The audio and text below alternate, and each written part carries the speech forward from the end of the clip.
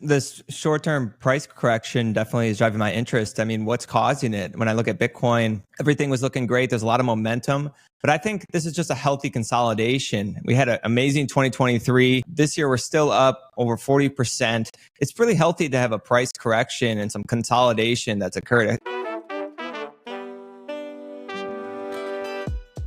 It's Monday, June 24th, and you're listening to Markets Daily. This is a show where we get into the minds of some of the smartest and most experienced CEOs, analysts, researchers, professors, anyone with a hot or smart take. Now, before we get into today's discussion, we're going to take a look at what's going on in the crypto markets. Bitcoin is down over 4% as of recording time this morning. Now, Bitcoin has carved out a double top price pattern. If we look at a technical analysis, this signals a potential bearish trend. Marcus Thielen, who, as we all know, is the founder of 10x Research, he's been on this show a bunch, said that the double top formation could easily see a drop to $50,000, if not $40,000. Ether is also down over 4% as of recording time. Some Ether traders, however, are buying $4,000 calls in anticipation of record highs.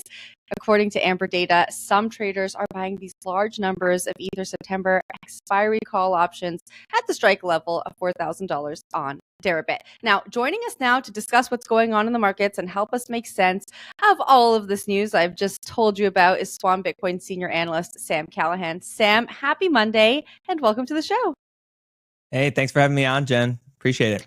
Of course. Now, on the show, we do this fun thing called the call of the day. And I don't want to put you on the spot. It can be absolutely anything you want. It doesn't have to be a prediction. But like, what's something that's really driving your interest or piquing your interest in the crypto markets lately?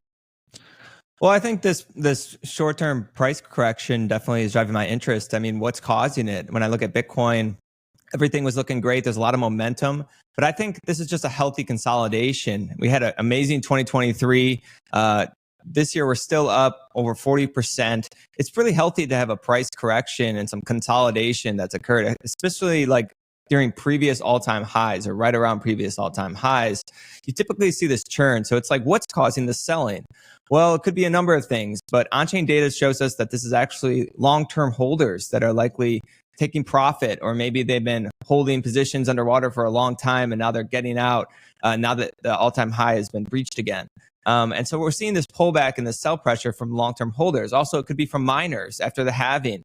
They built up this war chest to survive post-halving when their revenues get cut in half, and they've seen Bitcoin's price move sideways at that exact time. So what's happening is they're selling off some of their Bitcoin holdings to try to survive this little short-term winter so that when Bitcoin's price rises again, they can improve their profitability. The last thing is that the ETF outflows that are occurring. You had a lot of increased demand for these ETFs in the first half of this year, and a lot of it was coming from hedge funds who are putting on this certain trade. This is kind of like letting up potentially. We can get into that, but those are three things that I'm looking at that could be potential drivers of this short-term price correction. Now, a lot to get into there, but I want to ask your opinions on Marcus Thielen's remarks that I just read. Now, Marcus Thielen has been a recurring guest on this show. His predictions are often correct. I will give him that. He says that Bitcoin could be heading to the $50,000 mark or even $40,000 mark. What do you think? The only reason that might happen in my mind is if there's some kind of broader macroeconomic, event that occurs where it leads to a cascading kind of credit event or contagion, or equities start to fall, everything starts to fall, all the correlations go to one, and Bitcoin gets wrapped up in that mess. That's how I see it getting down to that level. But honestly, right now, it's pretty par for the course when you look at bull markets. Usually there are multiple 20% drawdowns during bull markets before it continues on. Like I said, it's people taking profit, taking some chips off the table. It's normal to have this kind of price consolidation, and it can get down to minus 20% multiple times in these bull markets.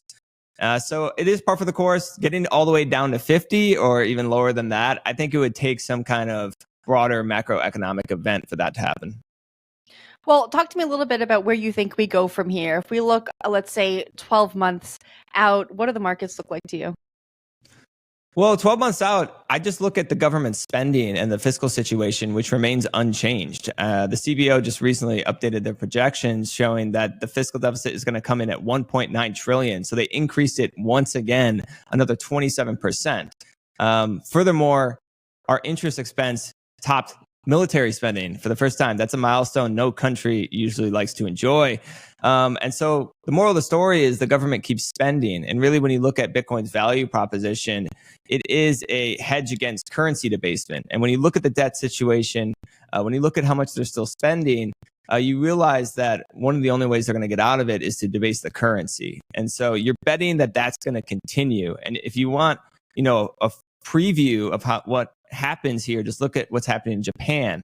They're kind of further along in their more accommodative monetary and fiscal policies than the United States, and their currency is currently bleeding out as they try to get those interest rates back up. And so the United States isn't as in debt as Japan. They're not as far along, but that's what happens is eventually the currency gets sacrificed. And so I think over the next 12 months, what we're going to see is you're going to see the Federal Reserve either cut interest rates or really get close to talking about cutting interest rates.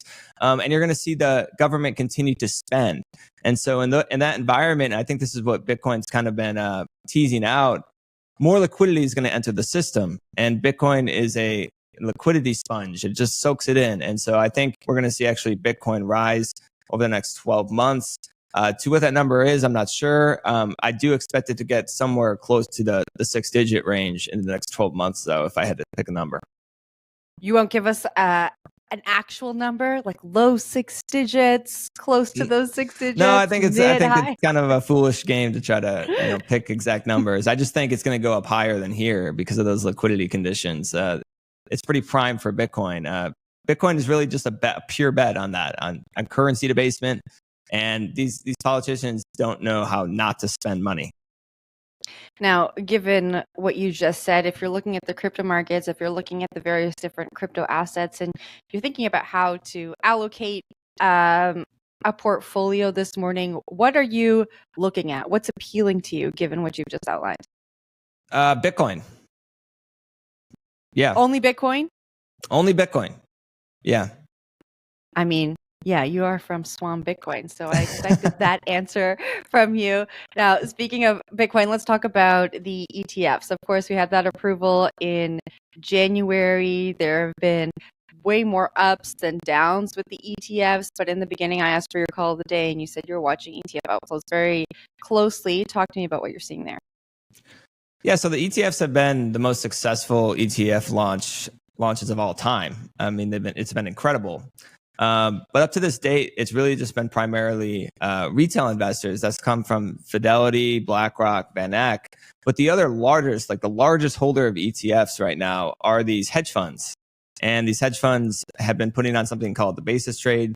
And what that is there's a price discrepancy between the futures and spot markets. And so they basically just short the futures, long the underlying spot, and then collect that difference, that premium. And it's an arbitrage trade. So they just keep doing that. They're rolling it over, and that premium has been really helpful for them. But that's been coming down. And so it's getting less attractive to put on that trade. And so I actually think a lot of what we're seeing in terms of the major outflows is actually perhaps these hedge funds beginning to take that trade off the table because it's just not as enticing to them with the premium is not as large as it used to be.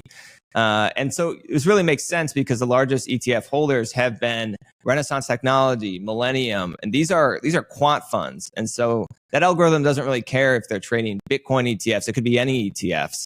It could be corn ETFs. Doesn't really matter as long as there's a arbitrage opportunity. And so this is what they do. And now you're seeing that premium kind of start to shrink. And perhaps these large hedge funds are beginning to kind of move on to other areas in the market that are more enticing with their capital. And so you see significant outflows over the month of June. But I do think this will change. I think the inflows will continue to increase over the next 6 to 12 months in these ETFs because, like I said, most of the early wave of buyers have been retail investors. It hasn't been institutional investors like the financial advisors, the RIAs, the pension funds. We've only seen one major pension fund come out, and so I think the 13F filings that are going to come out in the next month, we're going to see more and more of these financial advisory firms, as well as maybe pension funds, other institutional investors, start to reveal exposure to these spot Bitcoin ETFs, because it just takes slower for them to move and allocate. They have to do the due diligence on a new investment project. Sometimes there's compliance matters that prevents them from going in right away. And so I think you could see the second wave being a lot driven by institutional investors, which is really bullish for the long-term outlook of the ETFs and Bitcoin.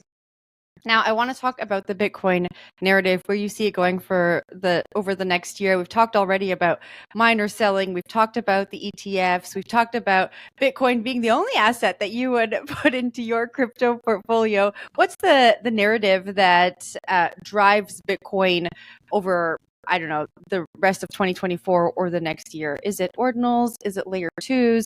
Do we need to be watching more closely what's going on in the Bitcoin ecosystem from a technical perspective to make that bet? What do you think? Well, I think the narrative is there's only going to be 21 million and they keep spending money. I mean, I hate to say it, but it's a store of value that can't be debased. And so it holds its value over long periods of times. And like I said, it benefits from increased liquidity in the system. And so if you're thinking about those institutional investors that I just mentioned, that's what they want to hear. They want to hear about an asset that's extremely scarce, that benefits in that environment and can actually add diversification to their portfolio. It's uncorrelated to other asset classes. And so I think that remains the primary narrative behind Bitcoin. These other like ordinals and these things, I think they're interesting. I think they're very, very early. I think we don't really know what's going to become of them. There's a lot of innovation happening on layer 2. It's not just ordinals, it's Lightning, it's